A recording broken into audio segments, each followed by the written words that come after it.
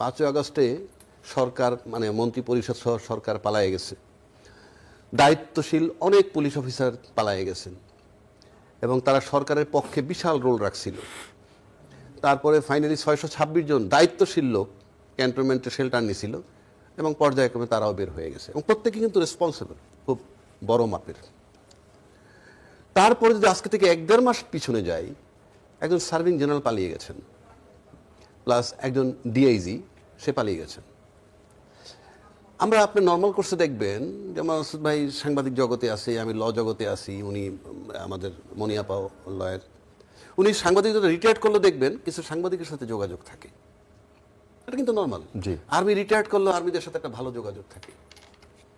তো এখন সবচেয়ে ব্যথিত হলেন শেখ হাসিনা, যাকে সরানো হয়েছে সে তার দায়িত্বশীল টিম সহ চলে গেছেন, জেনারেল সাহেব পালায়ে গেছেন। তাহলে এই যে 15 বছর তাদের সাথে যে প্রশাসনের ওঠা বসা ছিল সেটা কি বিলীন হয়ে গেছে? আমরা বুঝতে পারি, নিশ্চিত হইতে পারি? আমরা কি আদৌ নিশ্চিত হইতে পারি যে এদের সাথে যোগাযোগ নাই? কারণ শেখ হাসিনার যে একটা ভয়েস ছিল এই প্রশাসনের উপরে, এ পর্যন্ত উনি যাওয়ার পর কারো সেই ভয়েস হয়নি। প্লাস ওনার অনেক ফোন কল, ওনার একটা ভিডিও কল আমরা পেয়েছি এবং খুব এফেক্টিভলি উনি কাজ করতেছেন বলে আমার কাছে মনে হয়। আর সার্ভিং জেনারেল চলে যাওয়া মানে, এবং বাংলাদেশে কিন্তু সবসময় প্রশাসন কাজ করে, নির্বাচনটা করে কিন্তু প্রশাসন, এবং অলমোস্ট ডাইরেক্টলি নিয়ে প্রশাসনে এই ঘর থেকে ওই ঘরে নিয়েছেন, এই জেলার থেকে ওই জেলায় নিয়েছেন, আলটিমেটলি এরাই কিন্তু 24-এর নির্বাচনটা করছিল। তো সেক্ষেত্রে আপনার নির্বাচনের যে মেকানিজম, সেই মেকানিজমটা শেখ হাসিনার মুখস্থ।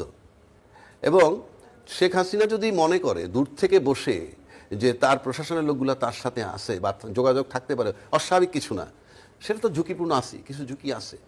আর একটা কথা আপনাকে বলি, কেন ঝুঁকিটা আমরা নিশ্চিত হইতেছি। আমরা সম্প্রতি দেখেছি যে ক্যান্টনমেন্টে প্রবেশকালে একজন জামাতের ঢাকা 17 আসনের তার সাথে অনেক বাকবিতণ্ডা হয়েছে এবং তার শব্দ প্রয়োগ ভালো ছিল না। সে মিন করতে চাইছে সে তারেক জিয়ার সাথে প্রতিদ্বন্দ্বিতা করে এবং মানে status same, which is not correct, জাস্টিফাইডও না, সেটা ভিন্ন আসপেক্ট। কিন্তু আমার ওখানে এটা মূল বিষয় না। মূল বিষয় হচ্ছে বডি ওয়ার্ন ক্যামেরায় যে ফুটেজ ছিল, সেই ফুটেজ যখন বের হয়ে যায় তখন ন্যাচারালি যে নিরাপত্তার কারণে আপনি গেট থেকে ঢুকতে দিলেন না, এটা ক্যান্টনমেন্টের আইন ঠিক আছে যে গানম্যান সহ ঢুকতে দিব না, কারেক্ট। কিন্তু আপনি যে বডি ওয়ার্ন ক্যামেরার থেকে যে ফুটেজটা বাইরে হয়ে গেল, তাহলে তো আমি সার্বভৌমত্বের প্রতীক আর্মি, নিরাপত্তার প্রতীক আর্মি, তাহলে সেই ফুটেজ যখন বের হয়ে যায় তখন তো আমার নিরাপত্তা এবং সার্বভৌমত্ব নিয়ে একটা প্রশ্ন আসে। তাহলে এটা যদি হতে পারে, এই ফুটেজ যে আরও কত কি গেছে কি না গেছে আমরা তো জানবো না, এগুলো শঙ্কার জায়গা। এটা তো হওয়া উচিত না, একটা স্বাধীন দেশে এইভাবে হওয়া উচিত না। সেদিক থেকে শঙ্কা যে একেবারে উড়িয়ে দেওয়া যায় না। যতক্ষণ পর্যন্ত 12 তারিখে নির্বাচন হবে, 13-14 তারিখ ফলাফল হবে, তখন আমরা মোটামুটি নিশ্চিত হব। পাশাপাশি মাসুদ ভাইয়ের সাথে আমি কিছু অ্যাড করি। এই যে আপনার নবম পে স্কেলটা, এই যে নবম পে স্কেলটা গভর্নমেন্ট করলেন, উদ্দেশ্যটা কি? যে ইউনূস সাহেবের প্রতি তারা যেহেতু নব পে স্কেল দিচ্ছে, উনি দিয়ে যাক, পরবর্তী সরকার দিবে কি দিবে না তার গ্যারান্টি নাই। আবার এটা একটা হিউজ বাজেট কিন্তু, তাই না মাসুদ ভাই? বিশাল বাজেট যেটা করছে, এটা কিন্তু একটা বিরাট অর্থনৈতিক যোগান লাগবে। এটা কোত্থেকে দিবে আমরা ঠিক জানি না। তো সব কিছু মিলে একটা পরিস্থিতি ঘোলাটে হতে পারে। আবার যদি হাদি হত্যার দিকে আমি আসি, আপনি এদিকে ছোট্ট করে বলবেন যে এটা কি তাদেরকে প্রশাসন ক্যাডারের যারা আছেন তাদেরকে মোটামুটি বাধ্য করছেন চাপে পড়ে যে আপনারা একটা ঘোষণা অন্তত দিয়ে যান? না, এখানে তো আমার কাছে মনে হয় না যে ইউনূস সাহেব এখন খুব চাপে থাকবেন। তো 12, 13, 14, 15 তারিখের মধ্যে চলেই যাবেন। চলে যেহেতু যাবেন, আমার কাছে তো মনে হয় না এটা একেবারে চাপের মুখে সে করে যেতে হবে। যদি করে যান, একটা প্রজ্ঞাপন জারিটা যদি করে যান এবং এটার বাস্তবায়ন করে যান, সে তো করে চলে যাবেন। কিন্তু পরবর্তী সরকার এটা কিভাবে ফেস করবে? কারণ প্রশাসন এমন একটা জায়গা, বাংলাদেশ কিন্তু মিডিয়া, আমলা এবং ব্যবসায়ী অলিগার, এই 3 শ্রেণীর কাছে রাজনীতিবিদরা জিম্মি। যেদিন দায়িত্ব নিয়েছিল কেউ কিন্তু তখন মেয়াদ তারা ঠিক করে দেয়নি, কাজও ঠিক করে দেয়নি। সাংবাদিকরা সবাই তাকে জিজ্ঞেস করেছিল। সেটি বলছি, সাংবাদিক জিজ্ঞেস করুক পরে, কিন্তু রাজনীতিবিদ তো ছিলেন যারা দায়িত্বটা তখন তারা বলতে পারতেন। যেমন আমরা দেখছি নেপালের ব্যাপারে কি হয়েছে, একই ওই দিনই যেদিন টেক ওভার করছে ঠিক সেদিনই নির্বাচনের ডেটটা দিছে। আমরা সেটা পারিনি। কেন পারিনি সে আলোচনা করে লাভ নেই, সেটা পিছের ইতিহাস। আমরা পারি নাই। 2 নম্বর আসেন এই ইশতেহার নিয়ে, ইশতেহার। আচ্ছা, গণভোটের কথাটা প্রথম বলি। গণভোট মানে আমরা সবাই জানি গণভোট মানে কি, হ্যাঁ বা না দিব। এখন এটা অনেক বিতর্ক আছে, এই ভিতরে 4টে দফা আছে।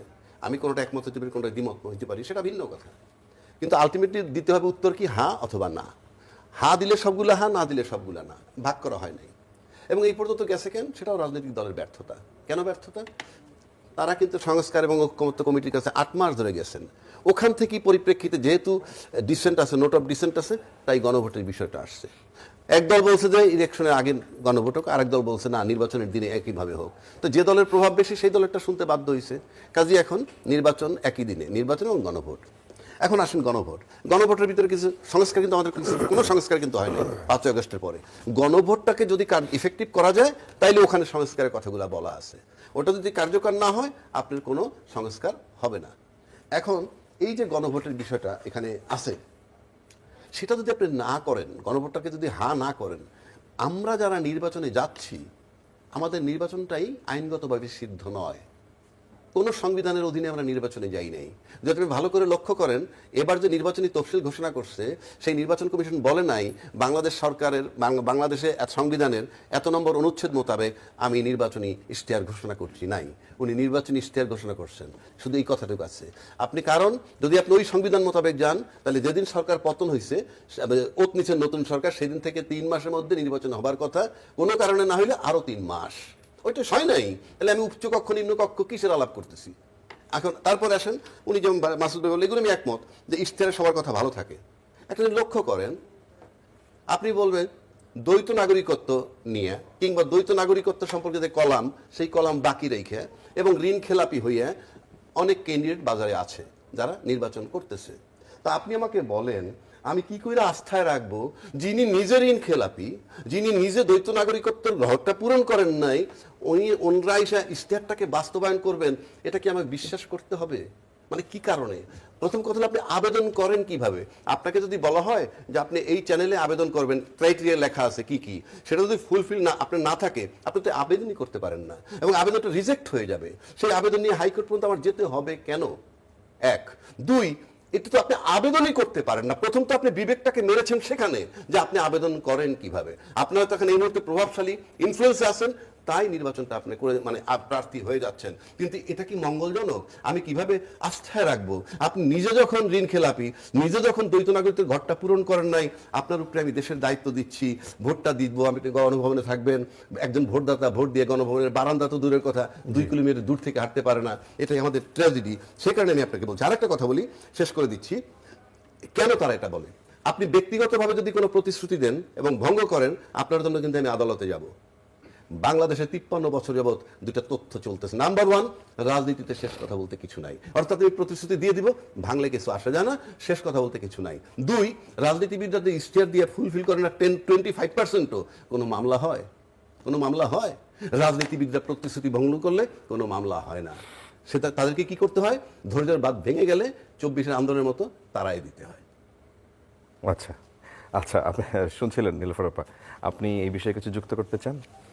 গণভোট নিয়ে মাসুদ কামাল ভাই যেভাবে বলছেন, আপনি কি তার সাথে একমত নাকি? নিজেরা কথা দিয়ে কথা রাখতে পারে না, তারা হা ভোটের পক্ষে ভোট চায় কিভাবে? তারা নিজেরাই তো নেগেটিভ নায়ের ওইখানে গেছে।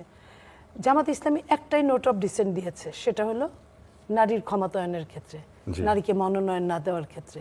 তো এই যে নারী যে সর্বোচ্চ কোনো সময় যদি হয় সেটা না দেওয়ার ক্ষেত্রে, তাহলে আপনি মনে করেন যে আমার কাছে আপনি নিজে এটার উদ্যোক্তা, আপনি আরেকটা এনসিপি তো সিগনেচারই করে নাই, স্বাক্ষরই করে নাই। তারা বলছে যে গণভোটে হা ভোট না দিবে সেই রাষ্ট্রের বাইরের লোক, সেই রাষ্ট্রের শত্রু, ইত্যাদি ইত্যাদি। এনসিপি তো তাও এটা ফুলফিল করার চেষ্টা করছে বোধহয় 5%। আমি বলি তা না, 5% ফুলফিল করার চেষ্টা করতে পারে, কিন্তু আমি বলছি সে তো সিগনেচারই করে নাই। আচ্ছা, গণভোটের যে প্রাথমিক আগে সিগনেচারটা হয়েছিল তারা ওইটাই করে নাই। আমি একটা জিনিসকে মানি, সেটা তো আমারও একটা স্বাক্ষর থাকবে প্রাথমিকভাবে, যেটা আমি স্বাক্ষরই করলাম না সেটা নিয়ে আমি যুদ্ধ করছি। তো এই যে জায়গাটা, এটা হচ্ছে দ্বিচারিতা এটাকে বলে। তো যেটা নিয়ে দ্বিচারিতা আছে 1 নাম্বার। 2 নাম্বার, সরকার যেহেতু হা ভোট এবং না ভোটের ব্যবস্থা করেছে, সরকার নিজে থেকে বলতে পারে না আপনি হা ভোট দিবেন, কেউ না কেউ তো না ভোট দিবে। তো সরকার তাহলে কিন্তু পক্ষপাতিত্ব হয়ে গেল। এই সরকারের কোনো না, তারা তো এই ব্যাখ্যা দিচ্ছে তারা কি ভোট দেওয়ার জন্য। আপনি তো ওইখানেও বলেন নাই যে আপনি আপনার ভোটটা যথাযোগ্য স্থানে দিবেন। নিয়ম কি? আপনি 2টা অপশন রাখলে আপনি কোনো পক্ষ যেতে পারেন না, আপনার সরকার আপনি যেতে পারেন না। কিন্তু এই সরকার গিয়েছে, এটা আমাকে আহত করেছে। আমি যেখানেই ভোট দিই, যেমন ধরেন বিএনপির সম্পর্কে আজে বাজে যা ইচ্ছে তাই বলেছে, বিএনপির প্রথমে নজরুল ইসলাম খান হচ্ছে আমাদের নির্বাচনের চিফ অ্যাডভাইজার, চিফ কোঅর্ডিনেটর। উনি বললেন যে হ্যাঁ আমরা তো হাই ভোট দিব, জি। তারপরেও বিশ্বাস করলেন না, তারপরে আরো কথা বলা শুরু করলেন। তখন মহাসচিব বললেন যে আপনারা হায়ের উপর ভোট দিবেন, তারপরেও যখন আজে বাজে কথা বলা শুরু করলেন তখন কিন্তু আমাদের চেয়ারম্যান সাহেব নিজেই বললেন আপনারা হায়ের পক্ষে ভোট দিবেন। জি। তো এই যে বলাটা, তারপরে বলে আমাদের দিকে ভয় পাইছে। যেই পয়েন্টগুলো বললেন, এখানে কি কিছু কনফিউশন আছে না এখনো, যে বিএনপি অনেক ক্ষেত্রে বুঝেই নাই কেন হ্যাঁ বা কেন না? বিএনপি তো ওপেন বলেছে, বিএনপি বুঝার তো এখানে কিছু নাই। আমি আপনাকে বলি যে 4টা অপশন দিয়েছে, সেই 4টা অপশনে আপনি হ্যাঁ অথবা না করতে পারেন না। এক একটা অপশনে এক একটা রকম হবে। আপনার একটা টেবিলে খাবার দিলেন, আপনি মুসলিম দাওয়াত দিচ্ছেন, হিন্দু দাওয়াত দিচ্ছেন, আপনি শুকরের মাংস রাখছেন, গরুর মাংস রাখছেন, আপনি বলেন কারোর জন্যই কি খাওয়াটা বৈধ হবে? তো এটা হলো এরকম একটা পন্থা। আপনি উত্তর দিলেন একটা, আপনি প্রশ্ন দিলেন 4টায়, 4টার মধ্যে আবার 48টা 84টা আছে আপনার, সের মধ্যে আবার আপনার নোট অফ ডিসেন্ট আছে। আপনি আবার নোট অফ ডিসেন্টে যেখানে সিগনেচার করছিল সেখানে নোট অফ ডিসেন্ট ছিল, আর যেটা আপনি দেখাইলেন কুমিরের বাচ্চার মতো সেটার মধ্যে কোনো নোট অফ ডিসেন্ট নাই। তার মানে কি, এটা আপনি অনেক বড় একটা ঘা বানিয়ে ঢেকে রাখলেন। এটা কিন্তু আজকে নির্বাচনের জন্য কিছু বলছে না, 2 দিন পরে এটাই কিন্তু চরম আকার ধারণ করবে, চরম থেকে চরমতর আকার ধারণ করবে। আচ্ছা, আমি একটু অন্য প্রসঙ্গে যেতে চাই। মাসুদ ভাই কিছু কি যুক্ত করতে চান? না না, এই বিষয় নিয়ে? যুক্ত করার কি আছে? এটা তো হা না, এটা হলো ঘা। আচ্ছা, ঘা বুঝেন, ওই যে ক্ষত রাখে নাই, এবং তাদের বাবা মারা এই দেশ থেকে ইনকাম করছে। তাহলে এই দেশের আলো বাতাস খেয়ে, এই দেশের টাকা পয়সা খেয়ে, এই দেশের জনগণের ট্যাক্সের পয়সায় তারা চলে, তারপরে তারা কিভাবে দেশ বিরোধী কাজগুলো করার জন্য পায়তারা করতে পারে? এটা কি আমি গণভোটটাকে দেশ বিরোধী বলছেন? না, আপনি আপনার জন্য যদি সম্পূর্ণ হ্যাঁ না হয়, সম্পূর্ণ না হয়, তাহলে আপনি একটা ঝগড়াকে কিনে আনছেন। তো ঝগড়াকে আপনি যখন কিনে আনছেন, তাহলে এটা কি দেশের পক্ষে গেলে কি ঝগড়া হয়? আমি ওই বিরোধী মানে দেশকে বিক্রি করে দেওয়ার জন্য ওইসব বলছি না, ওইটাও একটা পার্ট আছে। ওইটাও একটা পার্ট আছে। নির্বাচনের 3 দিন আগে আপনি আবার বলছেন আপনি চুক্তি হবে, সে চুক্তি আপনি চুক্তি করার অধিকার রাখেন? আপনি তো জনগণের ভোটে আপনার প্রতিনিধি না, আপনি কিভাবে চুক্তি করেন? জনগণের ভোটের প্রতিনিধি হলেও চুক্তি করলে শেখ হাসিনা অকেশনালি ভোটের অধিকারী ছিল, অকেশনালি মানুষ ভোট দেয় না, কিন্তু সে দেখাইতে পারছে। তাইতেই তো আমরা মানি নেই, কত কথা বলছি। তা আপনি কিছুই না, আপনি হঠাৎ করে কি চুক্তি করছেন জনগণ কিছুই জানে না, সবকিছু না জানার মধ্যে আছে। তার মানে এগুলো কিন্তু বিশাল বিশাল ব্যাপার। আবার আবহাওয়া রাজ্য কিছুক্ষণ আগে তার কথাই বলেছেন, তারা যেহেতু কোনো সংজ্ঞার মধ্যেই পড়ে না। আমি একমত না। আবহাওয়া রাজ্য কি যেটা বলছে যে নির্বাচনে আপনার এটা কোনো কিছু লিগ্যালিটি নাই, এখন যে সরকার আছে তার লিগ্যালিটি আছে না, সেই কথাই তিনি বলছেন যে তারা কোনো ফ্রেমের মধ্যে এখন পর্যন্ত বাংলাদেশে 53 বছরের এরকম কিছু হয় না। যা করবে তাই। আমি আপনাকে যে বলতে চাই, যত কেয়ারটেকার গভর্নমেন্ট আমার সংবিধানে এখন নাই, থাকলে তার মেয়াদ 3 মাস হইতো, আর যদি তাকে তত্ত্বাবধায়ক সরকার হিসেবে নিয়োগ দেওয়া হইতো, সেটা তো নাই। আর রাষ্ট্রপতি তাকে কি বলছে, সুপ্রিম কোর্টের জাজমেন্টে বলছে এরকম একটা সাংবিধানিক শূন্যতা দেখা দিলে এরকম একটা সরকার গঠন করা যেতে। সাংবিধানিক শূন্যতা মানেই সংবিধান নাই। শূন্য মানে কি আপনি দেখেন, ভালো করে অর্ডারটা করলেই হবে। আমি আপনাকে আরেকটা কথা বলবো, আমি শেষ করি, আপনি বলুন। এখন আসেন গণভোট, যেমন গণভোটের কথা উনি বলতেছেন যে গণভোট আর ভিত্তি নাই, এখনো পর্যন্ত ভিত্তি নাই যতক্ষণ পর্যন্ত পাস না হয়। বাট গণভোটটার ভিতরে বলা আছে, এটার ভিতরে যে সংস্কার, সেখানে বলা আছে 5% নারী সদস্য দিতে হবে নমিনেশন, সেটা কিন্তু নীলুফার আপা টানছেন। তার মানে গণভোট পালন করতেছি না, হবে কি হবে না সেটার বিরোধিতা করতেছি, কিন্তু সেটার 5%-এর কথা আবার নিয়ে আসছে কেন? যে বিএনপি কিছু দিছে, 5% পূরণ করে নাই, জামাত তো একেবারেই দেয় নাই। কিন্তু প্রশ্ন তো কেউই তো মানেন নাই। 1, 2, গণভোট মানার প্রশ্ন তো এখন আসতেছে না যতক্ষণ পর্যন্ত এটা অ্যাপ্রুভাল না হয়, তখন দেখা যাবে 5% দেয় কিনা। 3 নম্বর আসেন, এনসিপি স্বাক্ষর করেনি। অনেক সময় কিন্তু নায়ের ভিতরে হাত থাকে। এনসিপি যে স্বাক্ষর করেনি তাতেও কিন্তু দেশবাসী বিশ্বাস করে না যে ওরা জুলাই সনদ চায় না। কেউ কি বিশ্বাস করে যে ওরা জুলাই সনদ চায় না? কিন্তু সে স্বাক্ষর করেনি। কেন করেন তার প্রেক্ষাপট অন্য, সেটা আমরা মান অভিমান অনেক কিছু দেখছি। স্বাক্ষর না করেও কিন্তু সবাই নিশ্চিত যে এনসিপি জুলাই সনদের বাস্তবায়ন চায়, কারণ তাদের নিরাপত্তার প্রশ্ন এখানে জড়িত। কিন্তু এখন নায়ের ভিতরে হাত থাকে কেমনে এইটা, আর যারা স্বাক্ষর করছে তারা যে মানে না সেটাও চূড়ান্ত। কারণ আমি গণভোটে গেলাম কেন তাইলে? মেনে নিলে তো গণভোটে যাওয়া লাগে না, নোট অফ ডিসেন্ট আছে বলেই তো গেলাম, তার মানে মেনে নেওয়া হয় নাই। যেমন শেখ হাসিনা 560টা মসজিদের বাজেট ছিল সৌদির টাকায়, কতগুলো করছে আমরা জানি না, 300-এর উপরে বোধহয় করছে, পুরোটা করতে পারে নাই। উনি 560টা মসজিদ বানানোর পরেও কিন্তু উনি মুসলিম বিদ্বেষী হিসেবে পরিচিত। আবার জামাত যদি 500 মন্দির বানায় তারপরে কিন্তু তারা বলবে না মুসলিম বিদ্বেষী, 500 মন্দির বানানোর পরেও বলবে না। তার মানে কি, নায়ের ভিতরে হ্যাঁ প্লাস কার কি ইন্টেনশন, কার কি চিন্তাধারা সেটা মানুষ জানে। সেজন্য বললাম এনসিপি স্বাক্ষর করলে না করলে কিছু আসে যায় না। এইবার আসলে ইল্লিগাল, এই সরকার ইল্লিগাল, যদি নীলুফাপার কথা ধরে নিই, আমি ইল্লিগাল সরকার মেনে নিলাম ওনারটাই, তো ইল্লিগাল সরকার নির্বাচন দিতেছে সেটা বৈধ? আমি ইল্লিগাল সরকার ধরে নির্বাচন নিচ্ছি কেন? কি কারণে? আমি জেনে শুনে, ওই যে আমি ঋণ খেলাপি, আমি আবেদন করতে পারি। আমার দ্বৈত নাগরিকত্ব ঘর খালি রেখে আমি আবেদন করতে পারি। এই যে আবেদন করতে পারি ইল্লিগালি, এটা যখন আমার মাথায় নাই, তাদের কি রাইট আছে লিগ্যালিটি আর ইলিগালি? আবার যদি গভর্নমেন্ট ইল্লিগাল বলেন, তার অধীনে নির্বাচন নেবেন কেন? তাহলে তো আপনার বৈধতা থাকে না। এগুলোর সমাধান কি? আচ্ছা আচ্ছা, আমি একটু বলতে চাই এখানে দুইটা লাইন। এই যে বারবার দ্বৈত নাগরিকত্ব আসছে, এটা ভালো যে সংবিধানে নাই। আমি আধা সংবিধান মানি, আধা মানি না। আচ্ছা বলেন তো, এমপি হওয়ার পরে মন্ত্রী হয়, যেহেতু এখন এমপি নাই মন্ত্রী হয়েছে, উপদেষ্টা আর মন্ত্রী তো একই কথা। তাদের কতজন দ্বৈত নাগরিক? একটা কথা কি তাদের নিয়ে বলা হয়? Number one.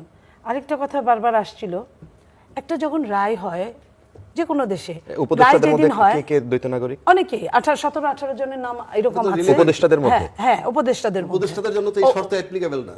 হ্যাঁ, Strictly সংসদ মানতে বাধ্য নয়, ওইটা মানতে বাধ্য নয়। সংসদ যদি মনে করে আমরা তত্ত্বাবধায়ক সরকারে যাব না, ওই জাজমেন্টে কিছু আসে যায় না। আবার তত্ত্বাবধায়ক সরকার যদি ফেরত নাও দিত কোর্ট, তারপর যদি সংসদ মনে করতো যে আমরা তত্ত্বাবধায়ক সরকারে ফিরে যাব, কোনো বাধা নাই। এটা মানতে হবে। আচ্ছা, পরিষ্কার, সংসদ উপরে, পরিষ্কার। সুপ্রিম কোর্টের জাজমেন্টের উপরে সংসদ। পরিষ্কার। মাসুদ কামাল, আমরা আজকে দেখলাম যে ইলেকশন কমিশন তারা মোট 81 সংস্থার 55,500 পর্যবেক্ষক, তারা 55,500, প্রায় বোধহয় 8-10 জন কম আছে, তারা এই পর্যবেক্ষক তারা। তোমার হয়ে আমি বিভিন্ন কেন্দ্রে কেন্দ্রে যাব, যে জিনিসটা নাকি আগে আপনার ওই যে দামি ক্যান্ডিডেট থাকতো না, দামি ক্যান্ডিডেট হিসেবে কাজ করবে এই প্রত্যেকটা লোক টাকার বিনিময়ে। ওই যে একজন দেখছে যে পাশার একজন, ওই পাশার একজন যে উনি এই 10,000 জনের কাছ থেকে টাকা নিচ্ছে। আচ্ছা, টাকা নিয়ে এই টাকা কিছু ইলেকশন কমিশনকে দিচ্ছে, যারা নাকি যার হাত দিয়ে পাস হয়েছে, আচ্ছা, টাকা দিয়ে সেই 10,000 জনের পাস করে নিচ্ছে। এবং ওই 10,000 জন যে ইনভেস্ট করছে, সেই ইনভেস্টের 10 গুণ তারা হয়তো ওই পলিটিক্যাল পার্টিগুলির কাছ থেকে উঠাবে। সিম্পল তো রে ভাই, সিম্পল তো। তোমার নাই ক্ষমতা, তুমি 55,000 পর্যবেক্ষক নিয়োগ করে দিচ্ছ। ভাই এত পর্যবেক্ষক তো শেখ হাসিনার আমলেও হয় নাই, 55,000 পর্যবেক্ষক হয় নাই।